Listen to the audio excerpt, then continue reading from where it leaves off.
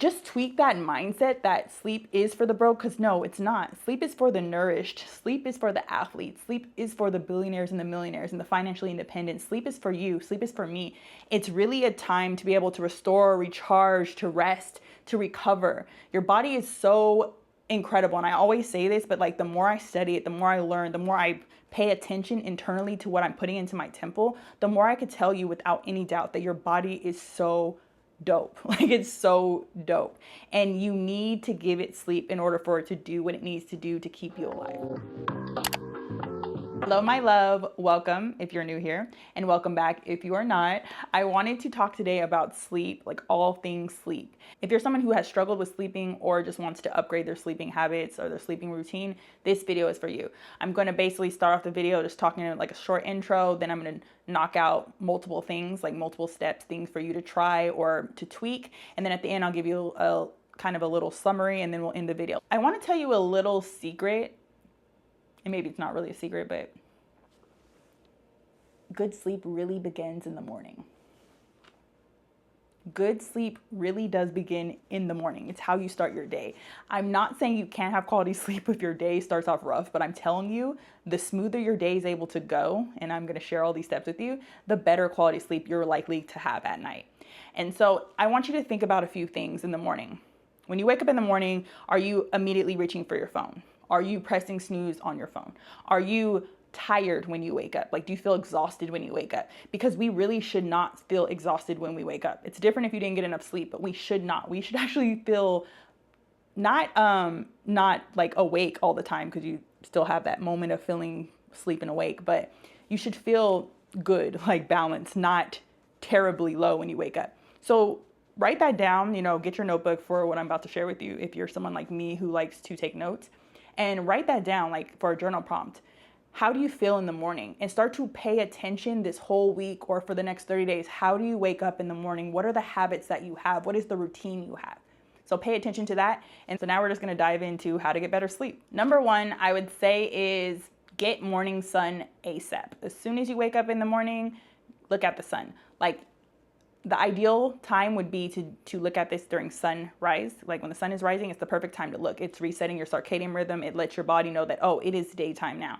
Okay, we need to start waking up. We need to start getting after our day. So definitely, if you have like any type of solar screens like we have out here in the desert, or if your windows have UV protection, then maybe your window is not the best way. I would go out in your backyard or your front yard and just go look at the sun, like as soon as you wake up. I don't always do this. I'm not gonna lie. I'm guilty of this. I don't always immediately do this, but you want to do it within the first 20 minutes of you waking up. So usually with me, I wake up in the morning, and when I'm up, I go and I have my little post workout, post walk, post swim meal, and then I look at the sun when I'm walking outside or before I'm going swimming.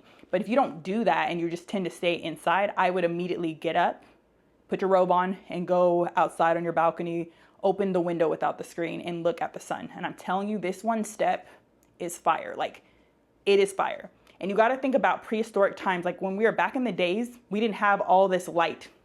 We had natural light. It was the moon. It was the sun. It was fires. So think about that, and think about how you're living now. They found out, they knew, their body knew it was daytime because that's what they had. Fire for nighttime, and during the daytime, the sun. So use the sun for your benefit. It's like a little hack, or a little small, huge hack for sleep. Next, make your bed. I know you're probably like, make my bed, what? But honestly, I'm telling you, there's something mental, like make your bed in the morning. The cleanliness, the feeling like when you come back to your bed at night, you're going to be very grateful that your bed is made. It looks more appealing. It makes you feel good. So make your bed every single morning. And I'm telling you that I changed this. Like, I think it was 2000. I don't remember if I was in high school. I think it was high school the last few years. I was reading something because I was really into self-improvement back then in books. And it was like, make your bed. And so I always made my bed. Because before I would do it like a chore, like my mom told me I had to. But then I started doing it because I wanted to. So make your bed. And there's also a good book called Make Your Bed. And you can check that book out too. This is not really a number, but this is just something that I mentioned earlier for myself.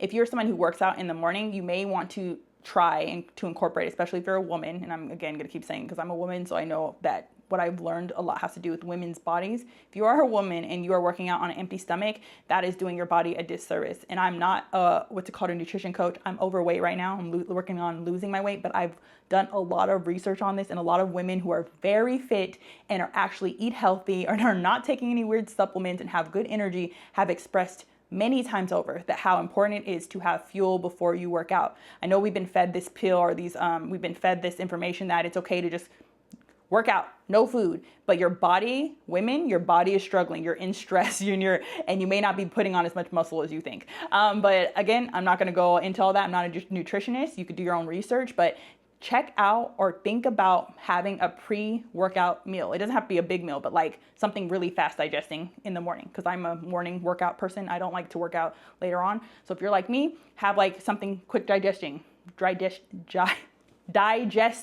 I'm sorry with my aligners. But you could do like a low fat or 0% fat Greek yogurt with some berries and some honey. You want to make sure you're having, really, it's protein and carbs.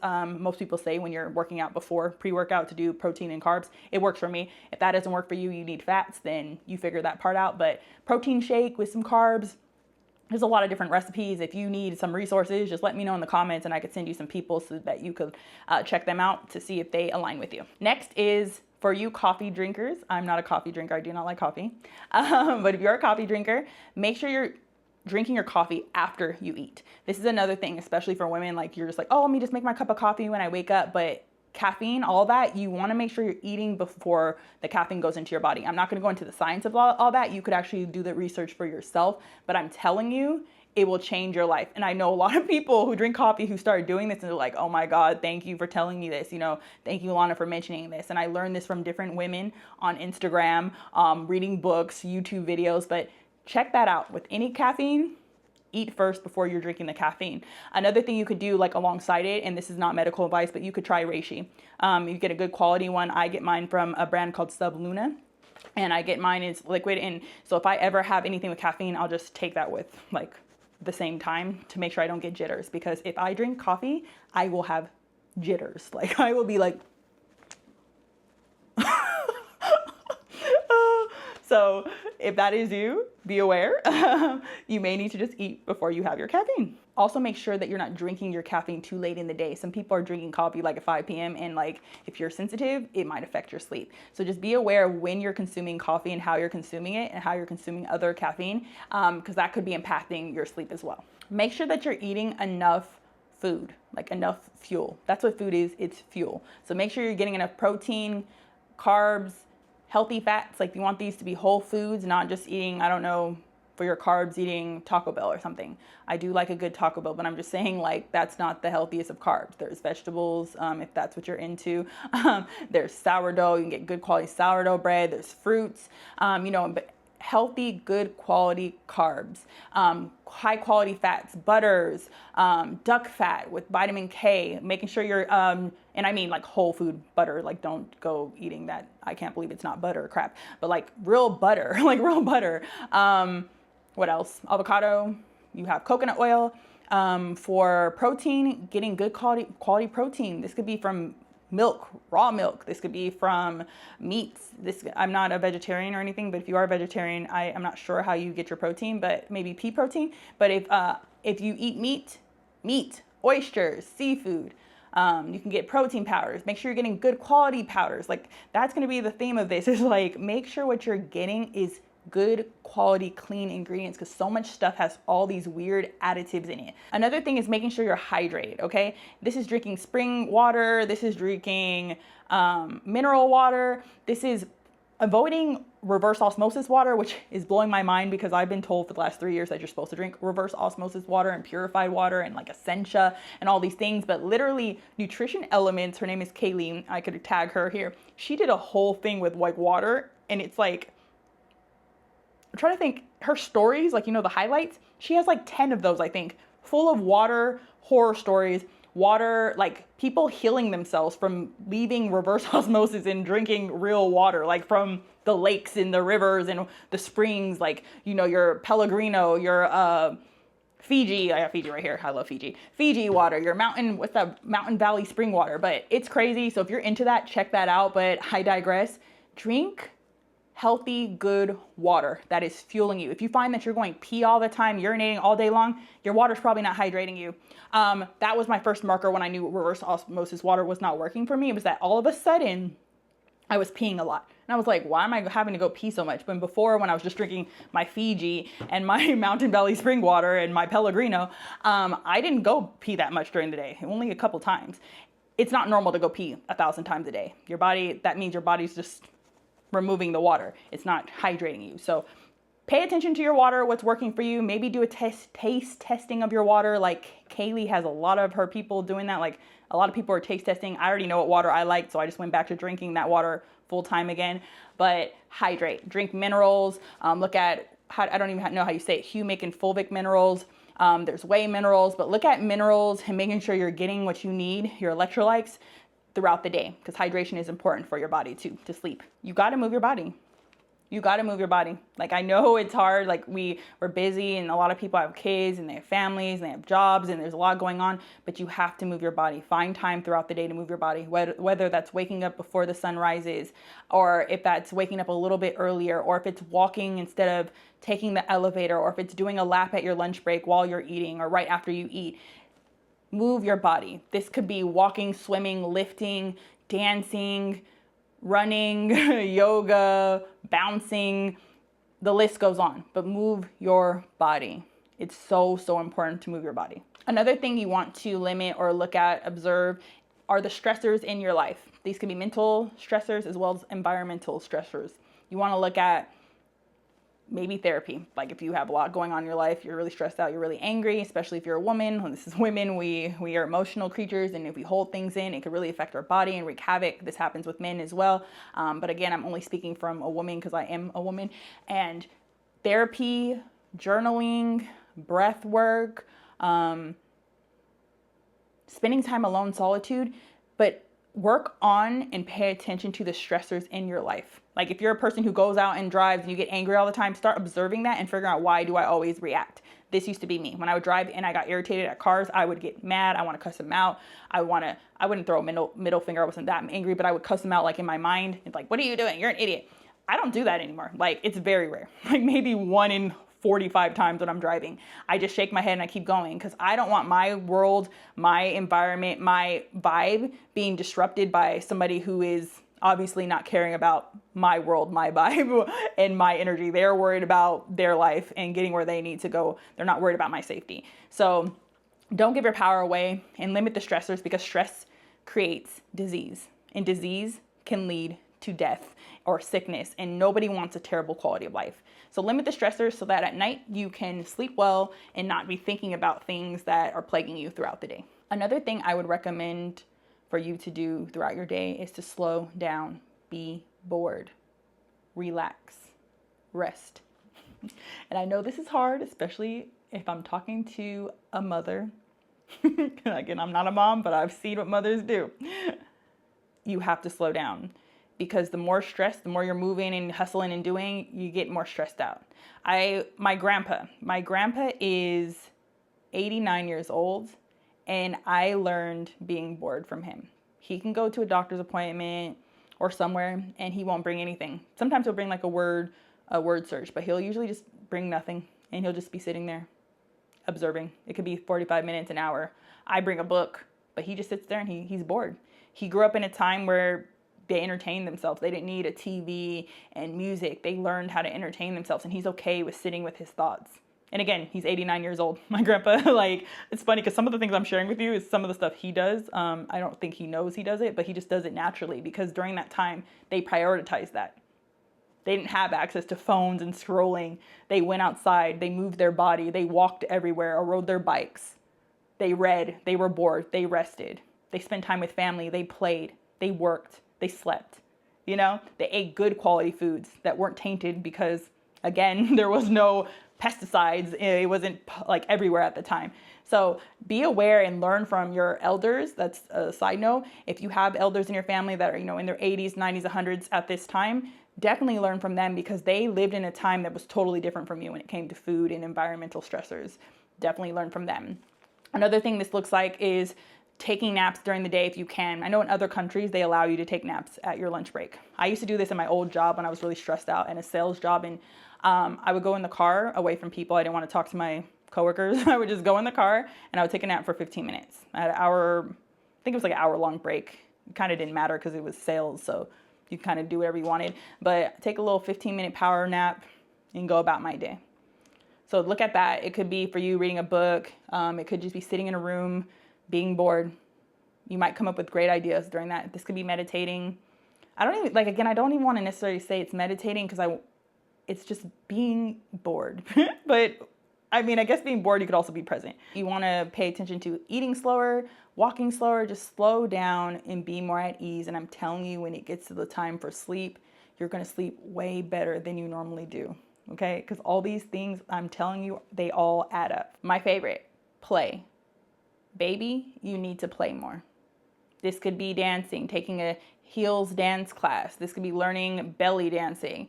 This can be swinging on the swings, doing puzzles, taking up new classes, playing video games. This could be hopscotch, coloring, painting. The list goes on and on and on. But play more. Play. I'm telling you, as adults, we don't play enough. You need to play. You need to be turned on about life, happy about life, just joyful about life. So play more. It helps relieve and calm your nervous system, which allows you to sleep better at night. Quick interlude. You might have noticed that all the things I mentioned before are pretty much having to do with your health, your body, your nervous system, just kind of getting your body at ease.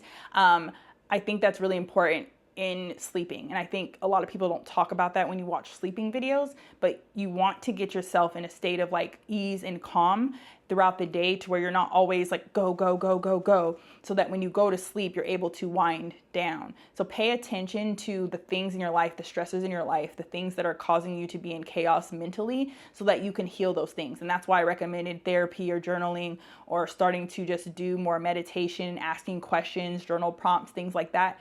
It will really be helpful for you. Now, the second half is into nighttime. This is when you have your nighttime routine going. So pay attention to what you're doing throughout the nights, the next like 30 to 60 or 90 days. What do you do at nighttime? How do you wind down? Because again, I told you, sleep starts in the morning.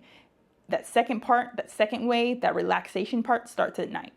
So at nighttime, the next thing you want to do is watch the sunset. I told you to watch the sunrise, watch the sunset. This also resets your circadian rhythm so that your body knows it is nighttime. Again, like I told you in the past, long time ago, centuries ago, maybe not even that long ago, people did not have all this light, all these screens, all these things. They used candlelight, fires, the moon, the sun. After a day of being with all these computer screens, your body is all probably stressed out because like me, I get literally nauseous if I'm on the computer too much. So if you're like me, you probably stop using the computers and things earlier in the day anyways. But if you're not like me, slow down. This is the time to slow down. Look at the sunset.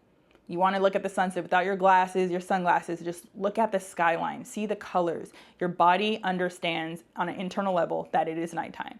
And as the sun goes down, you want to transition into lights that imitate the fact that it's nighttime. This is especially important for people who do not sleep well. Like me, I sleep so good now, like I honestly don't have to do this, but I do it anyways. So once I watch the sunset, or once I know the sun has set, I have a red light in my room. I'll probably post a picture or video of it so you can see, but I have a red light in my room because I do not live alone. If I lived alone, my whole house would be red lights, candles, the whole shindig. I have these like faux candles that I use. But you want to start using candles. You want to use flame, fire, red light. I'm trying to think of, there's amber lights. You could even use, I think it's iridescent lights are more, they don't have the blue light in them.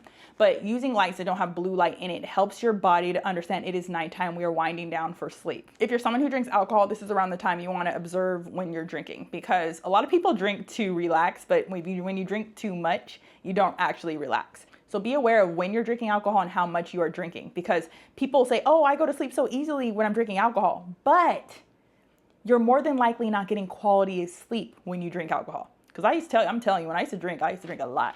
And I remember going to bed and just being knocked out, snoring, drooling, everything, everything. But the quality of sleep is not better when you're drinking. Your quality of sleep is better when you're sober, hydrated, healthy, relaxed, feeling good. So just be aware of that with alcohol. now that we're getting prepared for sleep, it's nighttime, you want to get into a state of relaxation. So this can look like taking baths, this can be taking a warm shower, this can be getting a massage from your spouse or giving yourself a massage. This can be magnesium foot baths or Epsom salt foot baths. This could be dry brushing or having a masseuse come in, this could be doing a face massage before bed, doing your full skin care routine. Whatever that thing is that gets you relaxed at night, do that. I really feel like the baths, the shower, the cleanliness is important because it helps you to you feel at ease, you feel clean, you feel good. This could even be steaming, like going to a sauna or being in your hot tub or something like that.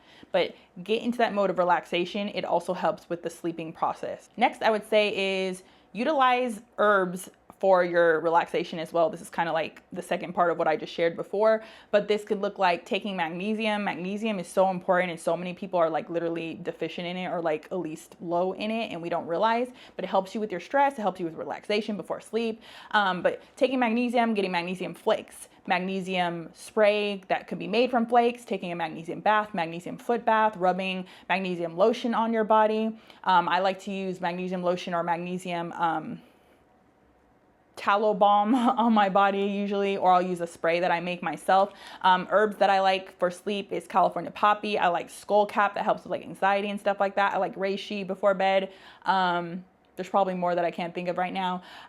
You can do a castor oil pack. This helps with your liver. You could put it on like any part of your body really to help with just lymphatic movement. You could do like a lymphatic massage or the Big Six. Big Six is, I don't know the doctor's name, but it's basically to help move your lymph throughout your body. Just experiment, like really just experiment with different things to see if you need help with, falling asleep. Like, again, it's not that important. Like, I don't have to do these things. Typically it's like magnesium. It's important for you. Like, so it's not like I'm taking anything weird, but if you need help, assistance, your nerves, you're feeling uncomfortable, California poppy is good, skullcap. So look into those things and see if they work for you. And if they don't use them. But they work for me, and you could do that too. You could also put those same things into tea. So another thing you could do is tea, drinking tea. That's like my pro tip. Drinking tea or something warm before bed. That helps you relax too.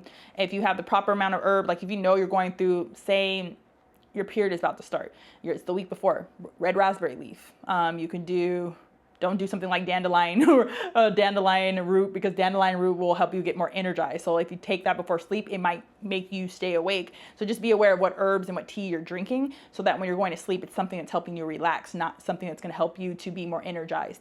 You could look at chamomile. It's a good one too for sleep. I'm drawing a blank right now, but I mean, I'm a tea drinker. I have so much tea. I drink tea like every day. So try herbal teas, check them out online, get good brands that don't use weird additives in them, or make your own loose leaf. I prefer loose leaf if I can. Do it that way. Perfect. Another thing that you may want to consider using for sleep is mouth tape. You can look into the benefits of that, but it basically put a piece of tape over your mouth. You don't want to use any tape. Like I use a certain brand. It's called Next Care, and I use a sensitive skin one. I put it over my mouth and I breathe through my nose. But I also have been practicing breathing through my nose before I even use mouth tape. So look up the benefits of mouth tape, breathing through your nose.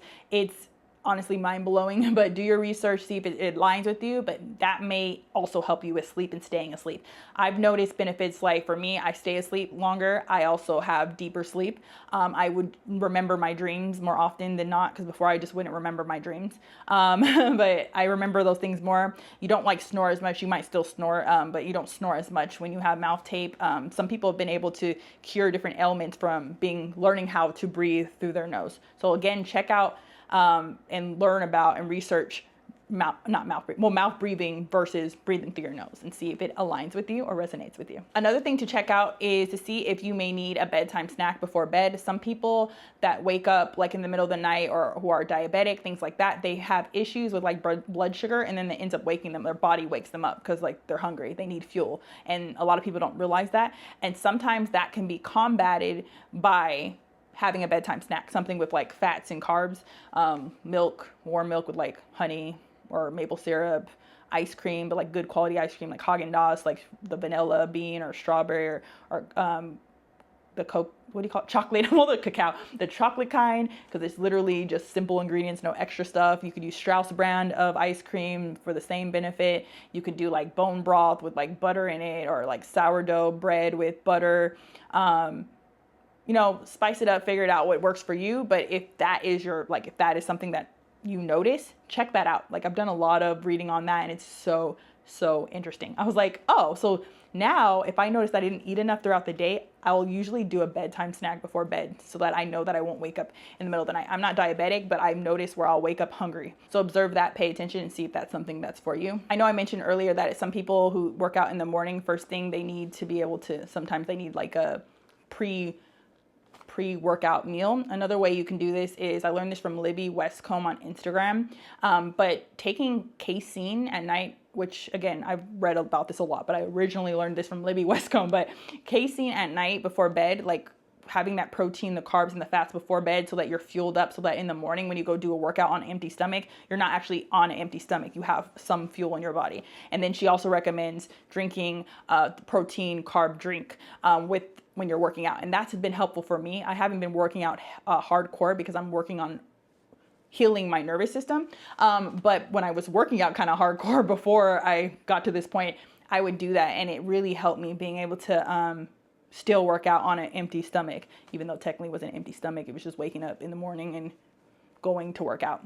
Libby helped me a lot with that. And then also this book actually really helped me a lot with learning about just different meals and how to kind of heal my metabolism and understanding what was kind of going on with like sleep and things like that. Really good book to check out. And again, I'll link some more books below. The next thing is no screens at least 1 hour before bed. I would recommend 2, but no screens. What I do is I turn my screens red when the sun goes down. So it doesn't matter what time of the year, whatever time of the year it is, I make sure my screen goes red. You can look that up on the internet, but it's an accessibility shortcut and you're able to switch it to where your phone turns red. I can show you on my phone. Hold on, so you can see. Oh, actually, I don't know if you're gonna be able to see, but there you go. So it does that. I made a shortcut so it can do it on the side of my phone, but you can look that up online to see how to do it, or I might insert the directions. It's not that hard, but Google will tell you, or AI on Google will tell you how to do it. But that is very helpful if you turn all your screens like that, if you need to work late at night, so you still can kind of go to bed at ease. Again, I know some people are not impacted that much by blue light. Like, I could still go to sleep, but I notice my quality of sleep is so much different when I do this. Like, I'm telling you, like, it's a little bougie, but I'm telling you, it really does help. So if you have problems with sleeping, really try doing the red lights and keeping your blue lights limited before bed. Another tip for sleeping, getting ready for sleep at night, is don't work where you sleep. And I mean in general, I don't mean just in the morning or at night, but don't sleep where you work. Sometimes this mental like shift has to occur for some people in their brains to know that my bed is for sleeping. Some people do so many things on their bed that their bed does not know that it's like, this is where I sleep.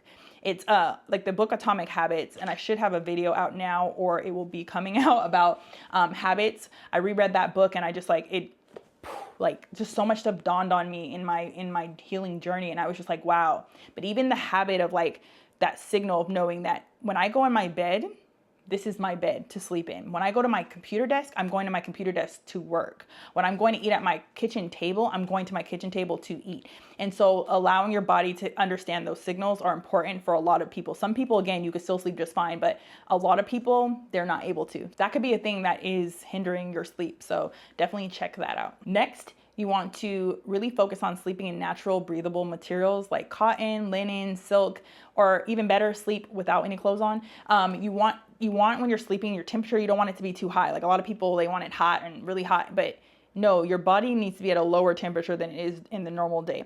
I don't remember what it is. I want to say 60 something. It might be 67, 68. I can't remember, but you want to be cool when you're sleeping. This is why you'll see a lot of people, they'll have the heater on in the winter, then they'll have the fan or the window open. You're like, why are you doing that? It's because subconsciously their body knows, hello, we need to have cooler weather when we're going to sleep. So just understand that your body is actually cooler when you go to sleep. It doesn't need to be as warm as it is during the day because your temperature drops and then it will rise back up. I learned this because I track my period, my menstrual cycle, using my basal body temperature. So I see how my temperature when I wake up in the morning is the lowest it is out of the whole day. And it's because when you're sleeping, your temperature drops. So definitely look into that if you want more information on your sleep temperature, but be aware of what you're sleeping in your room. Another thing to consider taking on is journaling, or doing kind of a brain dump before sleep. A lot of people can't sleep at night because they're thinking too much. They're thinking about what they got to do tomorrow, what didn't happen yesterday. And journaling and meditation, praying can be very helpful to be able to get rid of those things. I know what I was taught when I back in the business of finance. Like, I really learned from a lot of the greats at that time to plan your day out for the next day, the day before. If that aligns with you now, then do that. Like write down your to-dos before you go to bed. Maybe write down your schedule before bed if you're somebody who has a whole schedule, or just your top 3 items. But doing those things or brain dumping before bed can help you so that when you do get ready to go to sleep, you don't have to worry about all the things that are happening or happened and the things that you think are going to happen the next day. Another thing you might want to consider doing before bed is listening to a book or reading a book before bed. You don't want to read something that's too like stimulating on your mind. Like, don't read like a self-help book. It might not be the best time. And I never really thought about this until recently, but I was like, I sometimes, if I'm reading a self-help book, I will like get too much in my brain. But you want to read books and things that are kind of making you get more into your body to be able to relax. So, reading a fiction book or reading something romantic that makes you, that gets in a good space. Don't read like a horror book before bed. I'm not saying not to read those books, like mysteries. I like thrillers and things like that, but don't read them before bed. You want to calm your system. Then you could do like, you could pray until you fall asleep. And I know like some people are like, pray and fall asleep. That's rude. Like praying to God and fall asleep. But no, it's like you're in a space, you feel like you're in his presence, you fall asleep. It's great, right? Same thing with meditate. You can go meditate on a Bible verse, or you can meditate, on something specific, or just do breath work until you fall asleep. You could do an affirmation or a sleep tape, and you could use, I made a video a couple months ago. It was called Affirmation, how to make an affirmation audio or something like that. You could use that video to make your own sleep tape, because you could learn things in your sleep. Like you could learn Spanish, you could learn another language besides Spanish, you could learn or reprogram your mind during your sleep. It's another time to do that. So you can do that kind of thing too. That's something to check out, but try it out if you need help with sleep. See if it works for you. It may not. You may need to just listen to raindrops or get a fountain. I was like, what is that called? Get a fountain in your room. Maybe you need a white noise machine, but just try things out. That's the point of this one, is try things out to see what works for you, because it may not work for your sister or your cousin, but it may work for you. This actually may be the most important thing that we talk about, but it's really shooting to go to sleep at the same time every day and wake up around the same time every day. If you do that for like 30 days, 60 days, 90 days, and you're kind of like literally being intentional about doing this as often as possible, your body will start to do it naturally. Like me, it honestly doesn't matter what time I go to bed, and I'm still most likely going to wake up at the same time unless I'm exhausted. My body's used to doing this. It's used to me going to sleep around between 9:30 and 11 and waking up between 4:30 and 6 a.m. And most days, sometimes I'll wake up at 4:30, just like awake, because if I go to bed like at 9:30. But whatever that is for you, I'm telling you, if you're able to do that, that is a game changer just in itself. It's just going to sleep around the same time every day. Your sleep schedule, your sleep quality will likely change just from that. If I could say, out of all the things that I mentioned today, the 2 most important to me would be going to sleep and waking up around the same time every day, and then looking at the sunrise and the sunset. Those would be the 2 top things I would say, like, to improve your sleep. Like, they're so important. I don't know why I didn't lead with this one. I just feel like, I don't know, I put it at this point because why not? Another thing that will upgrade your sleep is sleep with your phone away from your bed. Do not have your phone on your dresser or your little end table, and I forgot what you call end table, I think. No. Bedside table next to your bed. You want to keep it away from you. Bathroom, another room, in the corner of your room. Like my room, I keep mine, it's like in a corner. So like literally when I get up in the morning, I have to get up and go turn off my alarm. But like I told you before, 8 out of 10 times, actually 9 out of 10 times, I wake up before my alarm even goes off, because my alarm is at 6 a.m., but I usually wake up way before then. So it's kind of a win-win, because you have to wake up, you have to get out your bed to go turn it off, and then also it's away from you, so at night you don't go look at it.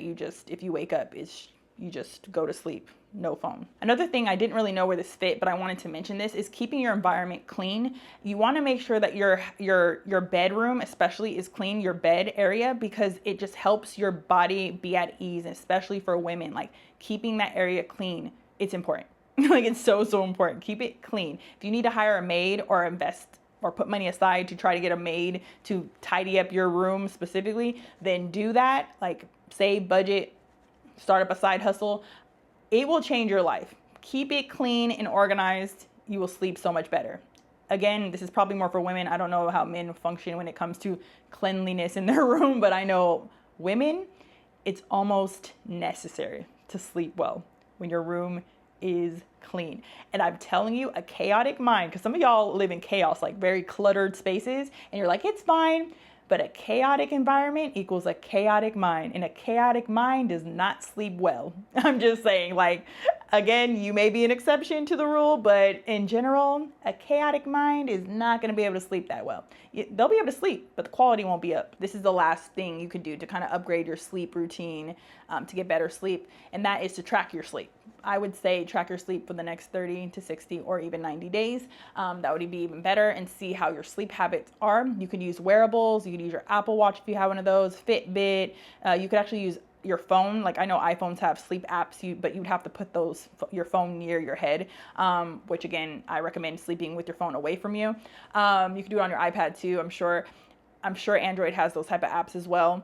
And then there's the Aura Ring. I think that's what I can think of and the things I know and I've researched myself, but you could try tracking them that way. Me personally, I track manually, so I know when I went to bed after I read, and then I know when I wake up, and I track that in my, I have like it's not around me, it's over there on my bed, but I have like a physical journal that I write in. I track that stuff. But track your sleep, and this could at least help you get an idea of how your sleep is impacting you. And if you want to one up it, track everything. Like me, I track, because like I told you, I do all my fertility awareness method is in my journal right now. I'm doing all that on paper. I track my temperature. I track what I'm eating. I track everything. And now, and because I'm doing that, and I'm not doing this forever, I'm just doing this for a time, because I want to see how, when I sleep a certain way or when I don't, how it affects my mood, how it affects my digestion, how it impacts my menstrual cycle. And honestly, I've been getting so, like, I understand myself so much more now by tracking it manually. Because of course you could do it electronically, but me personally, I'm moving away from using electronics so much in my life. So definitely track your sleep and see if that's helpful for you. If not, then don't. Just pay attention. If you pay attention to your energy, I'm sure you could still make a conscious decision on what has been working or not working for you. All right, so we've reached the end of the video. I was like, I want to real quick summarize what we went over. I'm not going to summarize every single point. I just kind of want to share in a lump sum everything I went over. The first thing is remembering that your sleep quality really does start in the morning. Paying attention to how you begin your day, it helps how you end your day.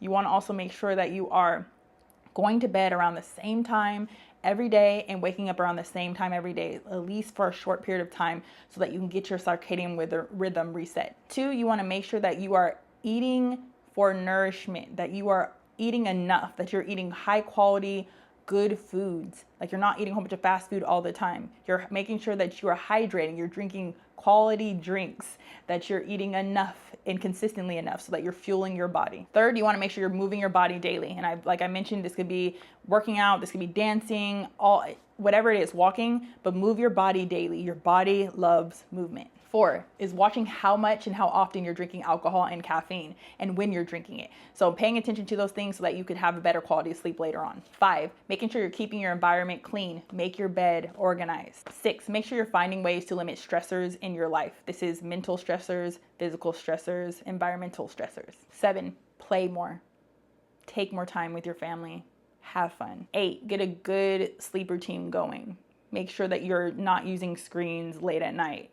You're limiting the use of your screens at least an hour before you go to bed, 2 hours if you are able to do those things. 9, make sure you're watching the sunrise and the sunset to help you reset your circadian rhythm. 10, do a brain dump at night before you go to bed, whether it's praying, writing it down, or setting your schedule for the next day so that you can be at ease when you do go to sleep. And lastly, I want you to believe that good sleep is available to you, because all the stuff I mentioned to you does not matter if you do not believe that you deserve to sleep well. You don't believe that sleep is nourishing your body. If you believe that sleep is for broke people or the dead, change your mindset when it comes to sleep to being that sleep is for nourishment, that sleep is for energies, that sleep is to recharge, to reset, to restore.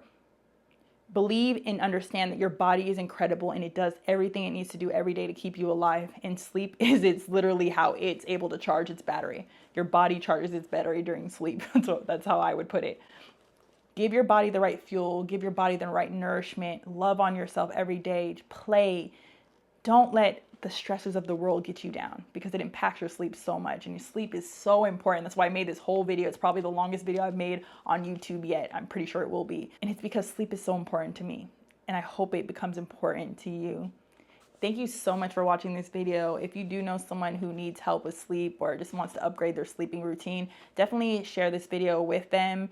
If you also have any pointers on sleep, please share them below in the comments. I would love to hear from you. There's a lot of things I feel like I didn't cover. I didn't want this video to be terribly long, but if you do have some other advice or things that have worked for you, please share them in the comments so other people can see that and I could read it as well.